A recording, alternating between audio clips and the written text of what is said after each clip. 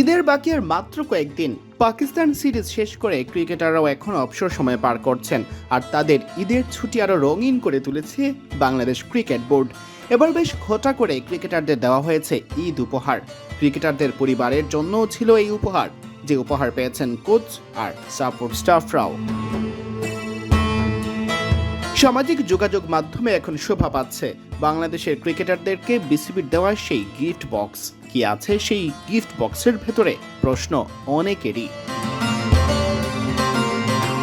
ঈদ উপহার দেওয়ার এই রীতি বিসিবি চালু করে গত বছরের ঈদ উল ফিতরে। বিসিবির ক্রিকেট অপারেশনস বিভাগের উদ্যোগে গতবার শুধু ক্রিকেটারদের স্ত্রীদেরই উপহার দেওয়া হয়েছিল সালোয়ার কামিজ।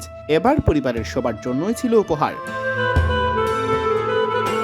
বিগত এক বছরে জাতীয় দলের হয়ে অন্তত একটি ম্যাচ খেলেছেন এমন 30 জন ক্রিকেটার ও তাদের স্ত্রী সন্তানের জন্য এবার উপহার পাঠানো হয়েছে বিসিবির পক্ষ থেকে।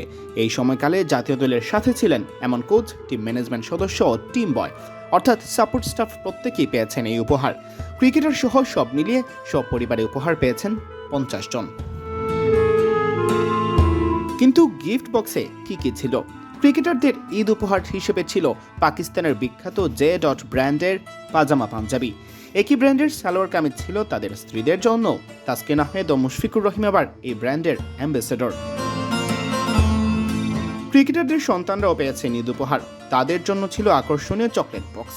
সব মিলিয়ে 4 লাখ টাকার বাজেট রাখা হয়েছিল এসব উপহারের জন্য। সিয়াম চৌধুরী, বিডি ক্রিক টাইম।